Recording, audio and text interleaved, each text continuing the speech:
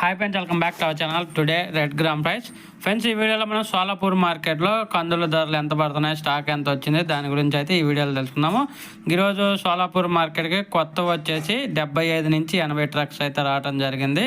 ఇంకా ధరలు వచ్చేసి పింక్ క్వాలిటీ, పింక్ వెరైటీ 6,700 నుంచి 8,000 రూపాయలుగా కొనుగోలు చేశారు ఒక కింటా. మారుతి వెరైటీ 6,300 నుంచి 7,200.